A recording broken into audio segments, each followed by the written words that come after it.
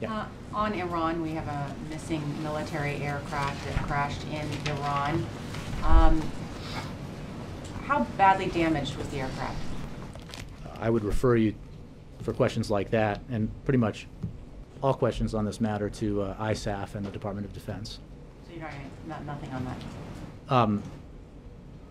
Well, I mean, it depends on the question you ask, but I'm not going to get into details about the aircraft or other issues involving the incident itself. Well, the Iranians say they shot it down. Do we deny that? Again, I would refer you to ISAF. Can I ask you about the president's speech tomorrow? Why is he channeling Teddy Roosevelt? President Theodore Roosevelt gave an historic speech in Osawatomie. Is that correct? Osawatomie, Kansas. It's one of those words you've read, but you're not sure you've ever pronounced. So, 111 years ago, if I'm correct in my calculations. And the point that the president is making by speaking in the same location and is that the ideas that President Roosevelt put forward about the need for Americans of all kinds to get a fair shot and a fair shake are very much at issue today. And the president's speech will encapsulate the debates that we've been having this year over our economic policy and over our economic future.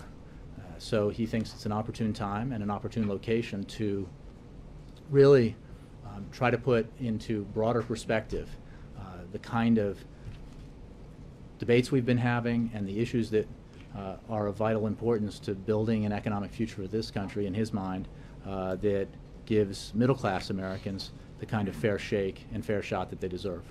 And who has not given them a fair shake or a fair shot? Well, I think it's abundantly clear, and was clear even prior to this most recent economic crisis, that the middle class in this country has been squeezed for a long time, and most especially in the last decade, and in the decade rather prior to this president coming to office. So this has been an issue that has animated this president even before he was sworn into office. It was really the reason why he ran for president, as he articulated many times in the 2008 campaign. And it is the focus of his work here in office, the need to do everything he can through Congress, through his executive authorities, to help the middle class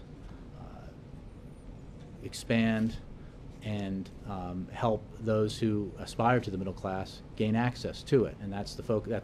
And look, if you step back,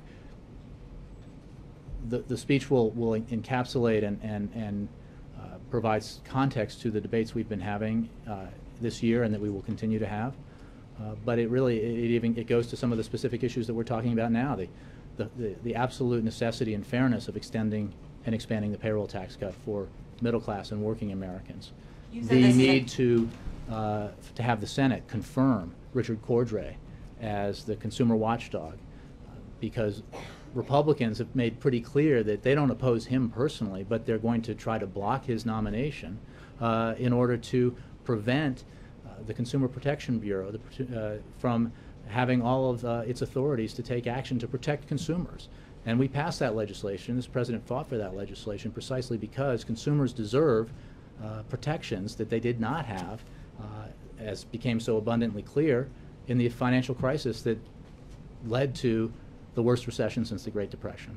You use the word, sorry, just one more, on this is an issue that has animated the president. He talks a lot about it and has recently. Can you identify specific areas where the president has been able to act in the past 3 years that has helped this wage gap that you talk about, where the middle class have? I mean, well, I think that where has he succeeded in what we know is that when he took office, we were on the precipice of an economic calamity, the likes of which could have been even worse than the Great Depression. People were predicting, economists, sensible, outside, independent economists were predicting global economic collapse, unemployment as high as 25%, complete collapse of the financial system, perhaps the need to nationalize the banks, et cetera, the decimation and elimination of the domestic automobile industry and many other industries. The result of that, including, of course, the 25% unemployment, would have been You know you're enjoying this, Jake. Come on. I defer now to Ed. Would have been. I apologize to everyone in the room. I'm not hurt. I'm not hurt, but I will not stop.